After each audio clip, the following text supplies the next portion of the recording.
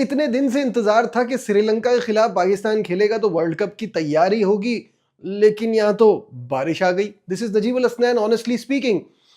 इस सीरीज में पहले ही डर था, और पाकिस्तान ने अपने मैचेस श्रीलंका में जो वर्ल्ड कप में खेलने हैं उसमें भी थोड़ा सा एक डर रहेगा कि बारिश एक अहम रोल प्ले कर सकता है।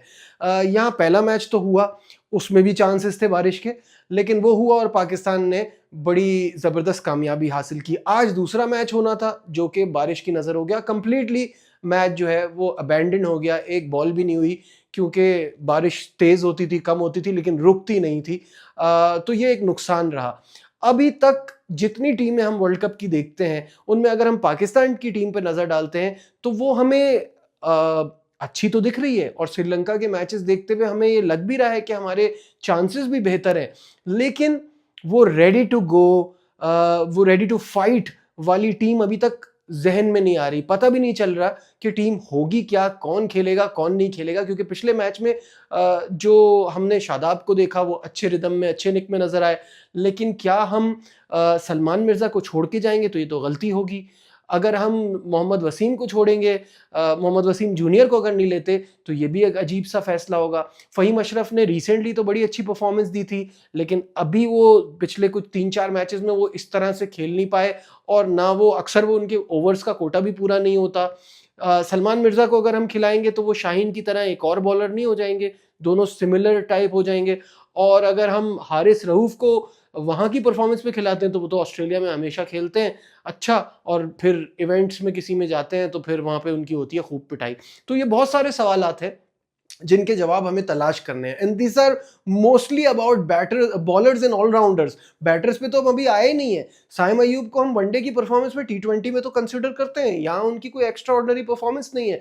फ़खर जमान की कोई मैच विनिंग परफॉर्मेंस नहीं है। इनफैक्ट आप अपनी बैटिंग में देखो तो सब मीडियोकर नजर आते हैं, कोई भी ऐसा नहीं है जिसको आप बोलो कि ये सिंगल हैंडेडली आपको मैच जिता सकता है। साहबजादा फरहान लगता है, लेकिन बाकी और किसी से भी आप ये एक्सपेक्टेशन नहीं रख सकते।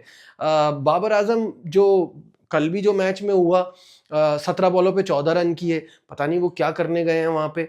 यहाँ खेल लेते तो शायद थोड़ा प्रैक्टिस ही मिल जाती, वहाँ जाके तो वो अपना और पाकिस्तान का दोनों का नाम खराब कर रहे हैं। ऊपर से ना रिजवान से रन हो रहे हैं, विकेट कीपर का ऑप्शन तो मैं बहुत बार पहले ही कह चुका हूँ हमारे पास कुछ भी नहीं है। तो अभी ये आज का मैच ना होना और परेशानी की बात है, क्योंकि अभी आपने समत को, उस्मान तारिक को, बहुत सारों को और मौका देना था बिफोर द वर्ल्ड कप। लेकिन अभी भी कुछ पिक्चर क्लियर नहीं हो रही। आप क्या सोचते हैं, और आपके ख्याल में पाकिस्तान की क्या टीम होनी चाहिए, कमेंट्स में ज़रूर बताइएगा। अब सबसे पहले आ जाते हैं उस बात पे जिसका एक बहुत बड़ा इशू बना हुआ है, हॉट टॉपिक है, बांग्लादेश वर्ल्ड कप खेलने इंडिया जाएगा या नहीं जाएगा।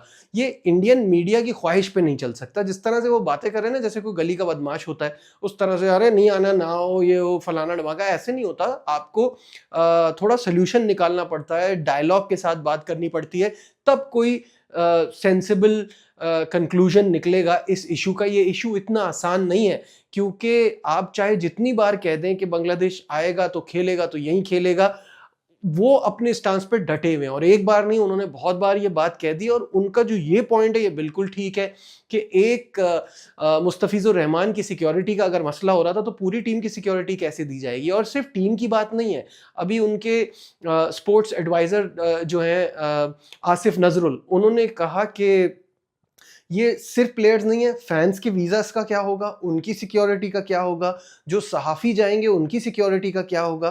तो it is a very tricky situation. India में जो सेंटिमेंट इस वक्त है वो एंटी बांग्लादेश है, और वहाँ जिस तरह से मैं रील्स देख रहा होता हूँ, जो लोग कह रहे होते हैं कि बांग्लादेश यहाँ आके दिखा दे, ये पिच खोद देंगे, और अगर कुछ होगा तो देखते हैं कैसे खेलेंगे। तो फिर जब ये वायलेंट माहौल फैला हुआ है तो then why are you insisting कि वो वहीं जाके खेलें।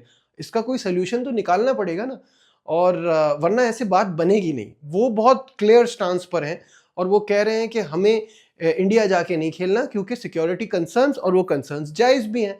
मैं ये नहीं कह रहा कि इंडिया सिक्योरिटी दे नहीं सकता, बट उनके जहन में यही चल रहा है, और उनकी हुकूमत जो है इस वक्त उनको ये फोर्स कर रही है कि आप इंडिया ना जाएं। तो लेट्स सी अब क्या होता है, क्योंकि वेदर वी लाइक इट और not, ICC is equal to BCCI, because Jay Shah का वहाँ कंट्रोल है। इंडिया सबसे ज़्यादा पैसा भी जनरेट करता है, तो जिसकी लाठी उसकी भैंस, तो वो तो है। लेकिन जय शाह को भी ये सोचना है कि वो पूरे आईसीसी को लेके चल रहे हैं, उनको इस चीज़ को इसका कोई सॉल्यूशन निकालना है। और वो इस तरह से नहीं हो सकता रफ एटीट्यूड के साथ कि हमने बिल्कुल ही रिजेक्ट कर दिया, आना है तो आओ। उसके लिए ज़रा तहम्मुल, हौले, हल्का हाथ। तो होपफुली इसका इशू जल्दी सॉल्व हो जाएगा। खैर, Pakistan super league is bigger and better than ever. मैं ऐसा क्यों कह रहा हूं, क्योंकि अब जो 11वां एडिशन है उसमें 6 की बजाय 8 टीमें खेलेंगी, और 8 टीमों की जो जो इवैल्यूएशन दो नई टीमों की लगी है, जो कल जो इसकी बोली लगी थी, जो बिडिंग हुई थी, वो बहुत कमाल का इवेंट था। मुझे पता है बहुत सारे इंडियन आएंगे और वो पाकिस्तानी पैसों को इंडियन पैसों में कन्वर्ट करके बताएंगे भाई आप अपने लिहाज से देखोगे, हम अपने लिहाज से देखेंगे। हमारी जो लीग थी वो तो इतनी ट्रिकी सिनेरियो में स्टार्ट हुई थी। पाकिस्तान में हालात उस ज़माने में बहुत ख़राब थे, हमें मैचेस दुबई में जाके खेलना पड़ते थे। हमें यही नहीं पता था कि हमारी लीग हमारे यहाँ कब वापस आएगी, उसको बड़ा टाइम लगा। स्लोली ग्रेजुअली हमने अपनी लीग को बिल्ड किया।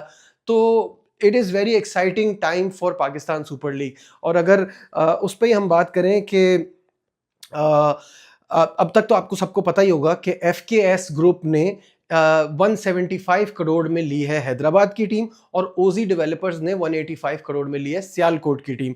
तो ये दो टीमें जो हैं, मजमूई रकम जो बन गई वो 3 अरब 60 करोड़ पाकिस्तानी रुपए बनती है। तो दो नई टीमों की जो सालाना फीस है वो भी इतनी ही होगी। जाहिर है जो 175 की खरीदी है वो 175 करोड़ ईयरली देंगे, और जो 185 की सियालकोट की खरीदी गई है वो इतने ही पैसे हर साल देंगे। तो कहने का मतलब ये है कि ये जो दो नई टीमें हैं ना, ये बाकी 5 टीमों से 34% ज्यादा सालाना फीस देंगे। लाहौर, कराची, इस्लामाबाद, कोयटा, पेशावर की जो मजमुई सालाना फीस है वो 264 करोड़ है। तो आप इससे अंदाज़ा लगाइए कि ये दो नई टीमों के लिए प्राइस हाइक कितनी ज़्यादा हुई है। और इन तमाम जो पिछली टीमें थी, इनको जो पुरानी वैल्यू है उससे 25% इजाफा किया है, और उन्होंने ओनरशिप मेंटेन की है। 10वें एडिशन में 108 करोड़ सबसे ज़्यादा अमाउंट देने वाली मुल्तान सुल्तान के जो मालिकान हैं उन्होंने ओनरशिप छोड़ दी है। अब पीसीबी ये कहता है और मोहसिन नकवी ये कहते हैं कि वो खुद चलाएंगे इस टीम को, और वो प्रॉफिट बना के भी दिखाएंगे। इस साल पीसीबी खुद मुल्तान सुल्तान की फ्रेंचाइज को रन करेगा। लेट्स सी क्या होता है, but I am very excited. अब मुझे लगता है जो नेक्स्ट फेज है वो ये है कि हैदराबाद के ग्राउंड की रेनोवेशन होनी चाहिए, उसको अपग्रेड करना चाहिए, और सियालकोट के ग्राउंड को अपडेट करना चाहिए, और इनके मैचेस यहाँ होने चाहिए। फ्रेंचाइज की जो सिटीज़ हैं उनके स्टेडियम कमाल के होने चाहिए, और उनके मैचेस वहाँ होने चाहिए, तभी ये अगला स्टेप होगा। इंडिया में 50-50 स्टेडियम है यार इंटरनेशनल, हम 10 नहीं बना पाते। हमें इस पे बहुत जल्दी और बहुत तेज़ी से काम करना है। खैर, अब आखिर में आ जाते हैं एशेस पे। कल मुझसे बहुत सारे लोग कह रहे थे कि आपने एशेस पे वीडियो नहीं बनाई। यार क्या वीडियो बनाना है, क्या कोई तरीके की क्रिकेट हुई है? वो जो हम एशेस का इतना शोर मचाते हैं और इतना कहते हैं, इतना हाइप क्रिएट होती है उसकी, उसको तो मार दिया ना। 15 साल बाद ऑस्ट्रेलिया में टेस्ट मैच जीतने का इंग्लैंड का ख्वाब तो पूरा हुआ, लेकिन एशेज सीरीज का तो बेड़ा गर्क ही हो गया। मतलब इसमें मैं कहता हूं 2 मैच तो इन्होंने प्लेट में रख के दिए उनको। 2 मैच जो ऑस्ट्रेलिया शुरू के जीता है वो तो प्लेट में रख के दिए इन्होंने। इतनी गलतियां की हैं, और मैं क्या, फॉर्मर कैप्टन जेफरी बाइकॉट तो गुस्से में फट पड़े। उन्होंने तो ऐसे अल्फाज यूज किए हैं कि मैं वो कोट करूंगा तभी आपको अंदाजा होगा कि उनको कितना गुस्सा है। उन्होंने कहा है इंग्लैंड की क्रिकेट जब तक बेहतर नहीं होती, जब तक ये मगरूर रजीम चेंज नहीं होगी, ख़त्म नहीं होगी। क्योंकि ब्रेंडन मैकलम, रॉब की और बेन स्टोक्स, इनका नाम लेके कहा कि इन तीनों ने सिर्फ झूठ बोला है। इन्होंने हमसे कहा कि ये एशेस की तैयारी कर रहे हैं और तैयारी में मसरूफ़ हैं, और गलतियों पे गलतियां करते रहे, और 4-1 से हारने के हकदार हैं। उन्होंने कहा ब्रेंडन मैकलम जो है वो उनका एक अपना ही एटीट्यूड है, और वो उसी एटीट्यूड से चलते हैं। दुनिया की परवाह ना करो, अपना खेलो, अपने आप को एक्सप्रेस करो, आउट हो गए तो कोई नहीं पूछेगा, ड्रॉप नहीं किया जाएगा, कोई एहतसाब नहीं होगा, अपनी मर्जी से चीज़ें चलाई, और इसकी वजह से ये रिजल्ट आ रहा है। उन्होंने ये भी कहा कि हमारे क्रिकेटर्स हैं तो बहुत बासलाहियत, लेकिन उनको कोई ग्रूम नहीं कर रहा, उनको निखार नहीं रहा। ये 3 अक्लमंद ऐसे थे जो अपने तरीके से काम करते रहे और उसकी वजह से इंग्लैंड की क्रिकेट का ये हाल हुआ है।